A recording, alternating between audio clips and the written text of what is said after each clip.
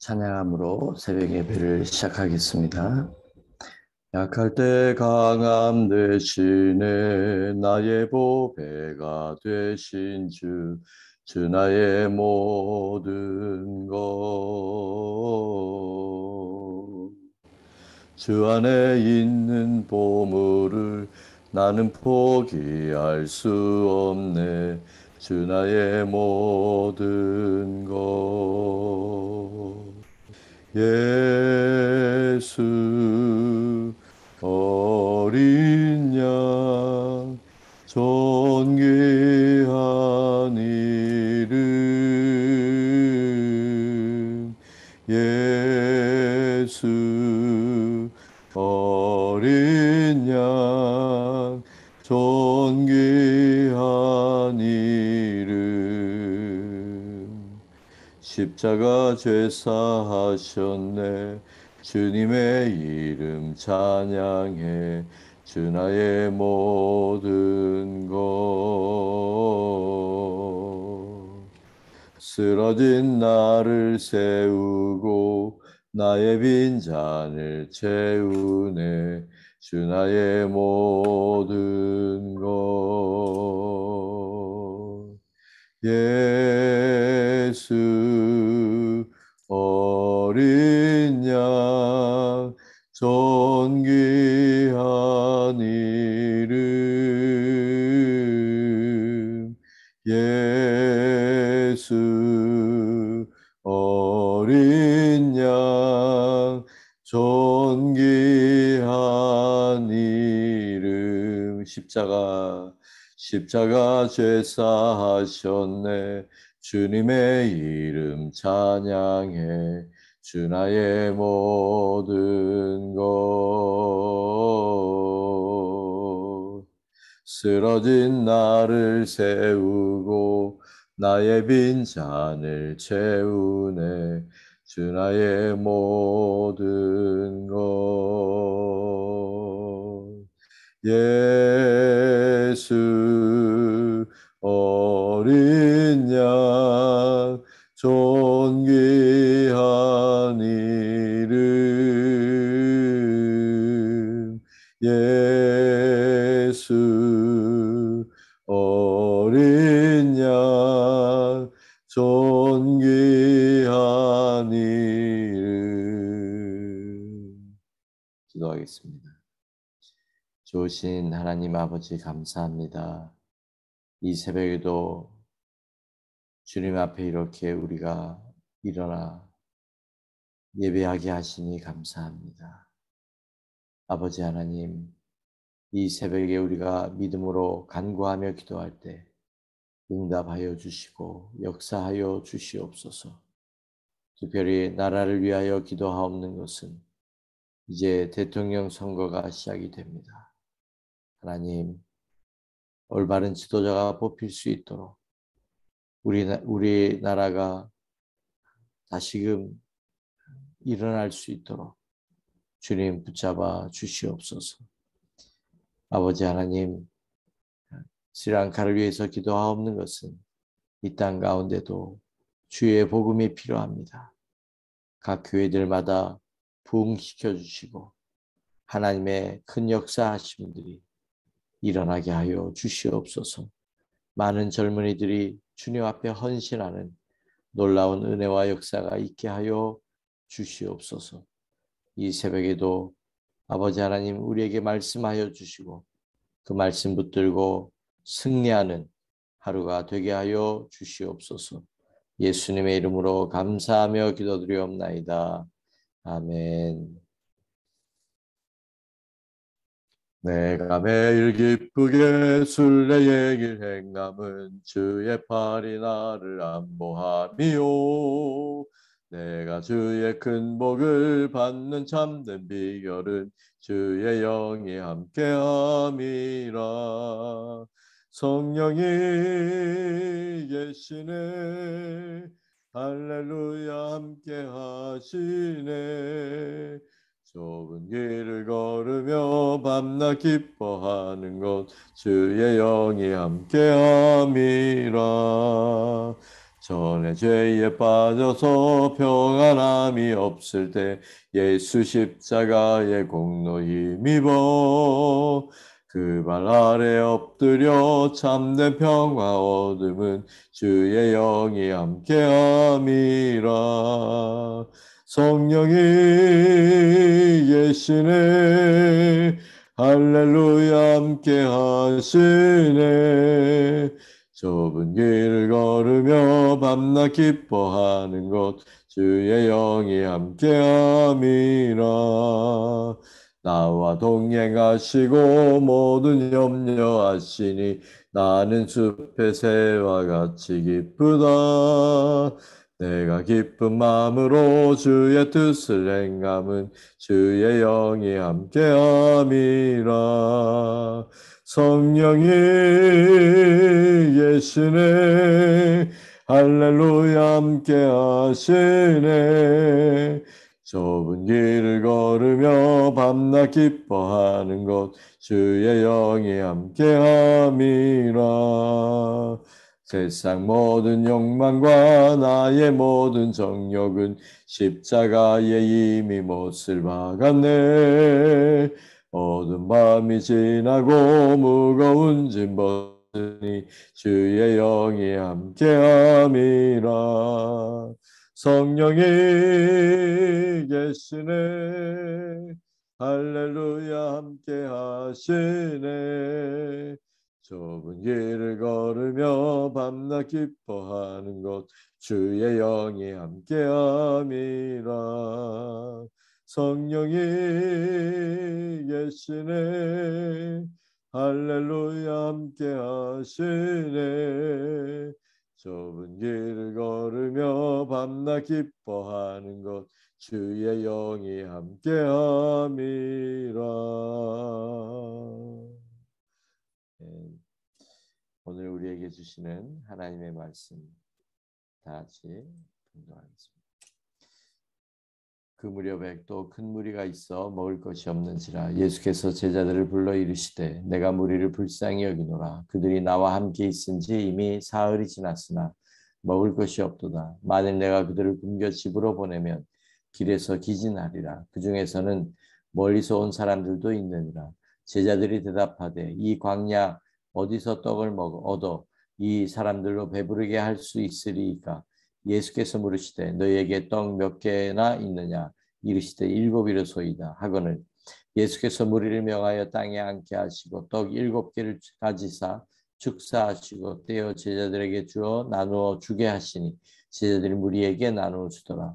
또 작은 생선 2마리가 있는지라 이에 축복하시고 명하사 이것도 나누어 주게 하시니 배불리 먹고 남은 조각 7광주를 거두었으며 사람은 약 4,000명이었더라.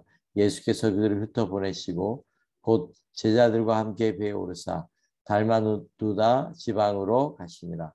바리새인들이 나와서 예수를 힐난하며 그를 시험하여 하늘로부터 오는 표적을 구하거늘 예수께서 마음속으로 깊이 탄식하시며 이르시되 어찌하여 이 세대가 표적을 구하느냐. 내가 진실로 너에게 이르노니 이 세대의 표적을 주지 아니하리라 하시고 그들을 떠나 다시 배에 올라 건너편으로 가시니라. 제자들이 떡 가져오기를 잊었음에 배에 떡 1개밖에 그들에게 없더라. 예수께서 경고하여 이르시되 삼가 바리새인들의 누룩과 헤롯의 누룩을 주의하라 하시니 제자들이 서로 수군거리기를 이는 우리에게 떡이 없음이로다 하거늘 예수께서 아시고 이르시되 너희가 어찌 떡이 없음으로 수군거리느냐. 아직도 알지 못하며 깨닫지 못하느냐. 너희 마음이 둔하냐. 너희가 눈이 있어도 보지 못하며 귀가 있어도 듣지 못하느냐. 또 기억하지 못하느냐. 내가 떡 5개를 5,000명에게 떼어줄 때 몇 조각 몇 바구니를 거두었더냐. 이르되 12이니이다. 또 7개를 4,000명에게 떼어줄 때 조각 몇 광주리를 거두었더냐. 이르되 7이니이다. 이르시되 아직도 깨닫지 못하느냐 하시니라.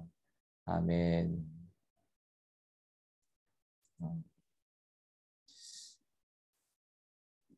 두 번째 배고픈 상황이 되었습니다. 시간상으로는 오병이어의 기적이 일어난 지 그리 오래되지 않은 그런 시점입니다. 그러나 굶주린 무리를 안타까워하시는 예수님께 제자들은 똑같은 말을 반복해서 하고 있습니다. 그들이 체험했던 남자만 5천 명이 먹는 물고기 2마리와 떡 5덩이로 이렇게 수많은 사람들이 배불리 먹고 12강줄이나 되는 이 음식이 남았음에도 불구하고 그것을 체험했음에도 불구하고 그것을 그들이 기억하고 있음에도 불구하고 그들은 예수님의 안타까워하는 이 모습에 똑같은 대답을 하게 됩니다. 이 광야 어디서 이 떡을 구해다가 이 사람들로 배부르게 먹게 할 수 있겠습니까? 못합니다. 방법이 없습니다. 그렇게 이야기하고 있는 것입니다. 오병이어를 체험했음에도 불구하고 왜 이렇게 얘기하는 걸까요? 믿음이라고 하는 것은 우리가 기적을 보고 기적을 듣고 심지어 기적을 체험했다 할지라도 그것이 내 속에서 내가 믿어지지 않는다면, 충만하지 않는다면 그것은 나의 것이 아니라고 하는 것입니다. 그렇기 때문에 우리가 믿음 생활을 할 때 우리가 많이 여기에 걸려 있습니다. 우리가 하나님을 지금까지 믿고 하나님이 응답하시고 역사하신 것을 우리가 보고 느끼고 체험했음에도 불구하고 우리는 상황이 닥칠 때마다 어쩌면 어디서 이 떡을 구해야 됩니까? 제자리 걸음을 하고 있고 우리의 믿음은 사용하려고 하지 않고 있고 내 속에 믿음이 별로 없다고 하는 것입니다. 그리고 여전히 똑같은 방법으로 헤매기 시작합니다. 왜 이런 일들이 일어나는 걸까요? 우리는 이 수준에 머물러 있을 수밖에 없는 걸까요? 결국 믿음은 우리 속에서 하나님의 영으로 말미암아 성령으로 말미암아 우리 속에서 충만해져야 된다고 하는 것입니다. 그래야만 그것이 나의 것이 되는 거예요. 그래야 그게 믿어지게 되는 것입니다. 우리가 단순히 지적인 동의를 한다고 해서 그것이 내가 적용할 수 있는 믿음으로까지는 가지 못한다는 거예요. 우리가 하나님의 말씀을 아무리 많이 들어도 읽어도 성령께서 나를 도와주시고 내 속에서 그것이 나의 믿음이 되도록 역사가 돼야 된다는 것입니다. 이 부분을 우리가 깨닫지 못하면 우리는 하나님의 영으로 충만하려고 하는 것을 하지 않습니다. 그래서 늘 제자리 걸음이 되고 맙니다. 어떤 때는 충만한 것 같고 어떤 때는 믿음이 없는 것 같고 어떤 때는 또 다시 충만한 것 같고 우리는 널뛰듯이 그렇게 믿는데 믿음이 그렇게 널뛰는 것처럼 그렇게 돼야 되는 걸까요? 그게 아니라는 거예요. 어디서 이 사람들로 배부르게 할 수 있습니까? 예수님에게 초점이 맞추어지지 않았다고 하는 것입니다. 물고기 2마리와 떡 5덩이로 배불리 먹고 12강주일가 남았음에도 불구하고 또다시 똑같은 상황 가운데 어디서 이 사람들을 배부르게 구해서 먹일 수 있습니까? 그렇게 이야기하고 있는 것입니다. 12강줄이 남았습니다. 그들이 기억을 합니다. 기적을 기억을 하고 있습니다. 그러나 그 기적이 그들의 것이 아니었어요. 왜요? 예수님에게 초점이 맞추어지지 않았다는 거예요. 그들에게 예수님이 그들 속에서 성령으로 말미암아 믿어지지 않았다는 거예요. 언제 바뀔까요? 하나님의 영이 그들에게 임하였을 때 그들은 예수님으로 충만하기 시작합니다. 그리고 안진뱅이를 향하여서도 금과 은은 내게 없지만 나에게 있는 것으로 너에게 주노니 곧 나사렛 예수의 이름으로 일어나 걸어라. 그 선포가 나올 수 있는 거예요. 충만하기 때문에. 자, 하늘로부터 오는 표적을 이제 바리새인과 서기관들이 구하게 됩니다. 마음속으로 예수님은 깊이 탄식하시며 이르시되 어찌하여 이 세대가 표적을 구하느냐. 내가 진실로 너에게 이르노니 이 세대에 표적을 주지 아니하리라. 왜 표적을 주지 않는다고 하셨을까요? 저는 잠깐 이런 생각을 하게 됐습니다. 아니, 예수님이 뭔가 표적을 보여주고 전부 다 믿게 만들면 되지 않겠느냐라는 그런 단순한 생각을 해보았습니다. 그런데 여기서 깨닫는 것은 예수님은 죄인인 우리를 하나님의 은혜로 우리를 구원해 주기 위하여 십자가에서 대속하시고 우리를 구원하기 위하여 이 땅에 오셨습니다. 그런데 그 당시에 종교인들은 자신들의 의의를 붙들고 자신들의 의의를 쌓아가는 자기중심적인 그런 신앙생활을, 율법을 붙들고 신앙생활하는 그런 신앙을 하고 있었습니다. 다시 얘기하면 예수님이 그들에게는 필요가 없는 것입니다. 예수님을 믿는다고 하는 말의 의미는 회개를 해야 됩니다. 나의 의의를 깨트려야 됩니다. 나는 가능성이 없음을 고백해야 됩니다. 오직 예수님만이 나를 구원해 줄 수 있다고 하는 이거를 받아들여야 되는데 그 당시의 종교인들은 그들이 가지고 있었던 기득권, 그들이 붙들고 있었던 그런 율법, 자기의 의, 그것을 전혀 버릴 생각을 하지 않았습니다. 그랬더라면 예수님을 믿었겠죠. 그들이 정말 진리를 찾았다면 진리신 예수님을 발견했겠죠. 이들이 얘기하는 표적을 보여달라. 그럼 우리가 믿겠다. 이렇게 얘기하는 말의 의미는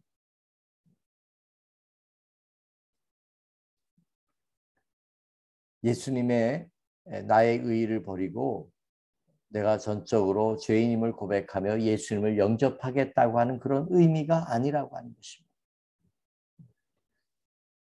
오병이어의 기적을 베풀었을 때 사람들은 예수님을 추앙하고 임금 삼으려고 우르르 달려드는 모습이 요한복음에 나옵니다. 예수님은 제자들 얼른 흩어 보내시고 따로 혼자 도망치듯이 산으로 기도하러 가십니다. 예수님을 추앙하고 예수님을 임금으로 삼고 그럴 수는 있어도 예수님이 내가 나의 의의를 깨트리고 예수님을 내가 영접하게 하는 것은 이것은 다른 문제라고 하는 거예요. 그래서 예수님은 이들에게 놀라운 기적을 보여주고 표적을 보여주고 나 믿어라. 그럴 필요가 없다라고 하는 것입니다. 이들이 과연 십자가를 이해할 수 있을까요?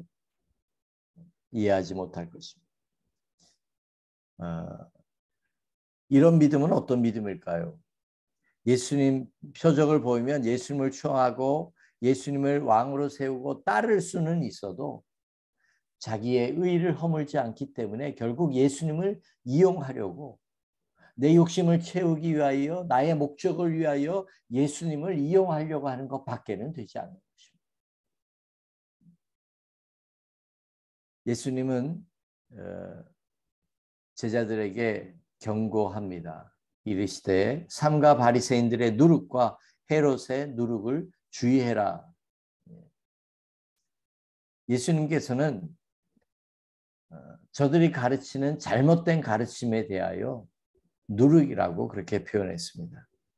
누룩은 전염성이 굉장히 강합니다.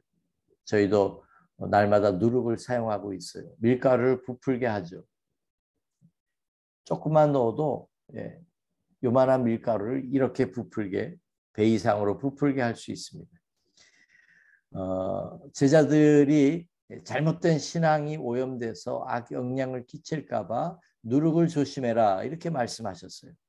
성경에서는 누룩을 말할 때 긍정적으로 묘사할 때도 있었고 부정적으로 묘사할 때가 있습니다. 긍정적으로 묘사할 때 마태복음 13장에 이런 말씀이 나옵니다. 천국 비유를 말씀하시면서 천국은 마치 여자가 가루 서말 속에 갖다 넣어 전부 부풀게 한 누룩과 같다. 이것은 복음의 확장성을 의미하고 있습니다. 복음이 세상을 변화시킨다고 하는 거죠. 그런데 그런 반면에 오늘 본문에서 누룩을 조심해라. 저들의 누룩을 조심해라. 이 말의 의미는 바리새인과 서기관들, 사두개인들 이런 사람들의 이런 종교인들의 잘못된 가르침에 빠지지 말아라. 변질되지 말아라. 이런 것을 예수님은 경계하신 것입니다. 바리새인들의 누룩은 무엇일까요? 무엇을 경계해야 되는 걸까요? 그들이 외식하는 누룩을 조심해야 된다라고 하는 의미로 볼 수 있습니다. 바리새인들의 누룩은 한마디로 형식적이고 외식하는 것입니다. 왜? 자신의 의의를 붙들어야 되니까. 자신의 의의를 사람들에게 보여야 되기 때문에.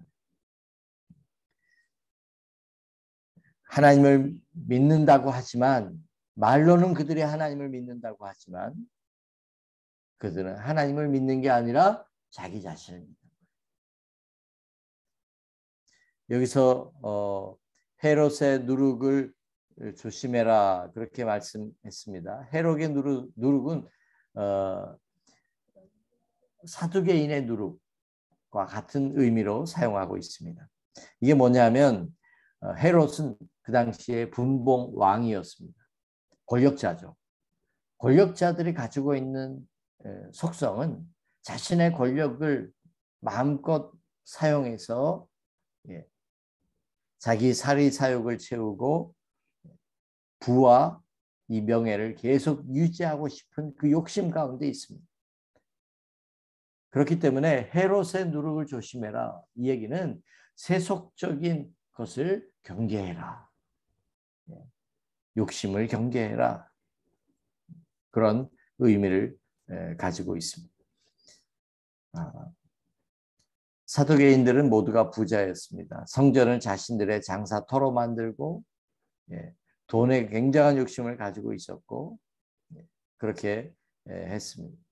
이들은 기회주의자들이었고 부활도 믿지 않았고 천사들도 믿지 않았던 그런 세속주의에 물든 그런 사람들이었습니다.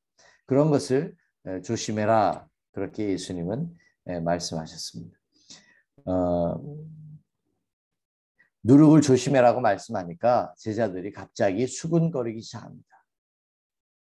예수님이 말씀한 누룩을 이들은 먹다 남은 그 빵을 가지고 오지 않은 것으로, 떡을 가지고 오지 않은 것으로, 그래서 예수님이 그것 때문에 자신들에게 질책하는 것으로 그렇게 듣는 거예요.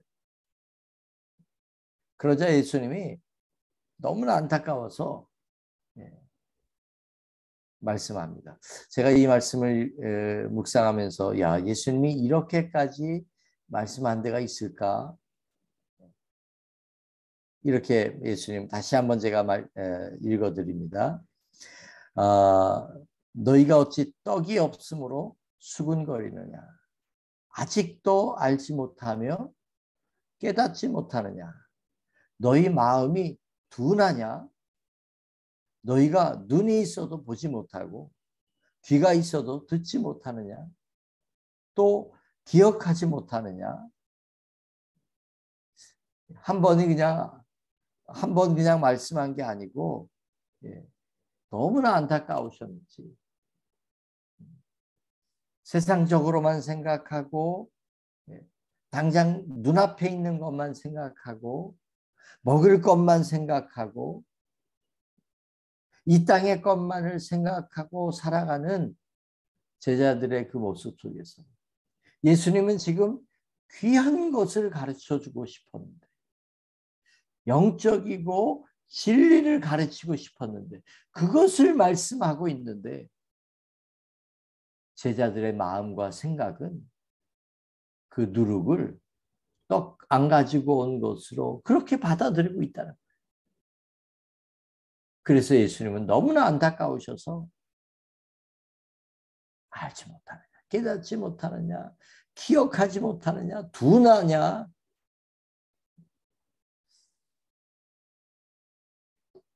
어쩌면 이런 모습이 우리에게도 있습니다. 저에게도 있습니다.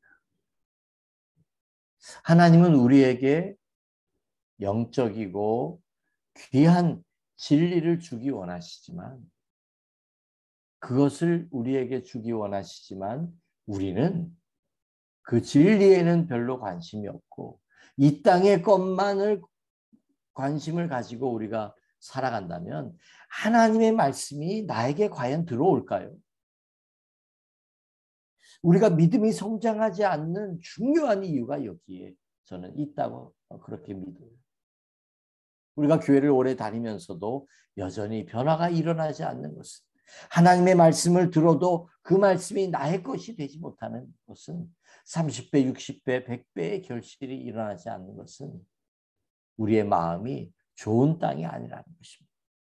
여전히 세상적이고 세상의 염려와 근심과 걱정으로 우리의 마음이 지배당하고 있기 때문에 이 진리가 우리 속에서 열매 맺지 못하고 있다라고 하는 것입니다.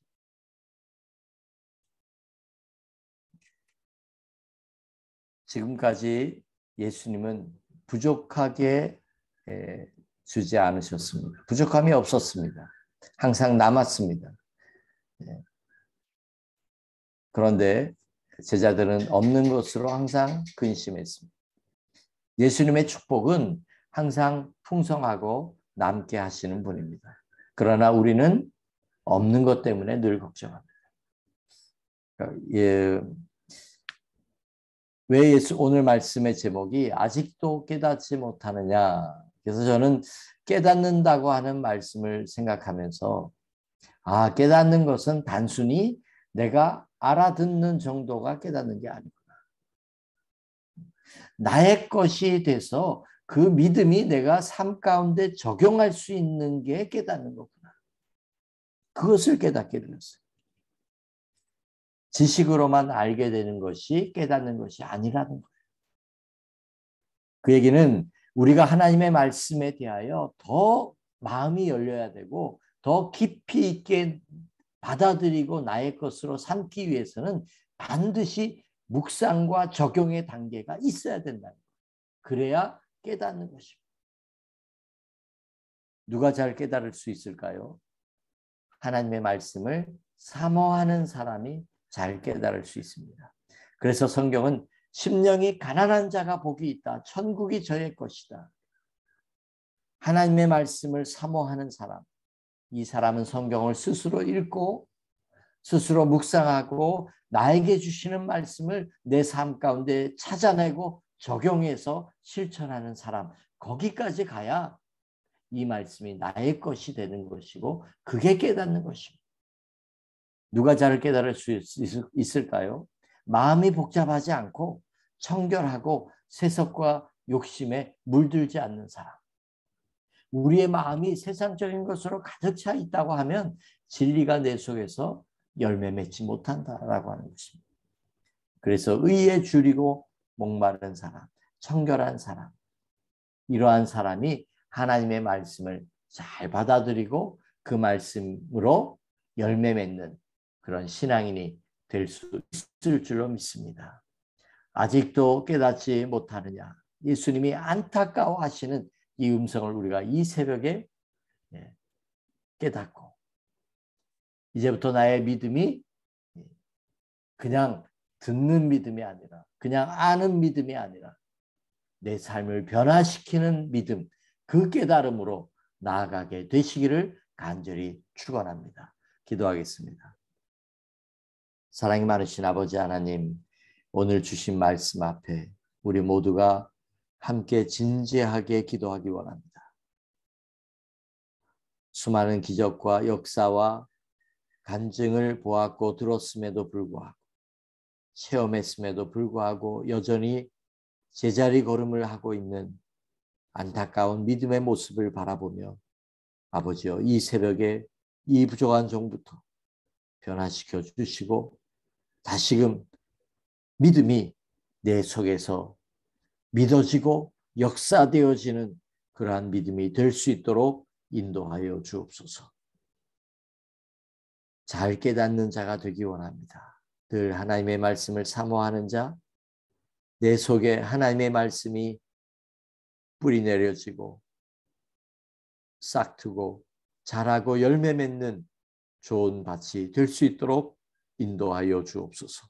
성령의 하나님, 이 새벽에 도와주시옵소서. 기도할 때 우리 가운데 응답하여 주시옵소서.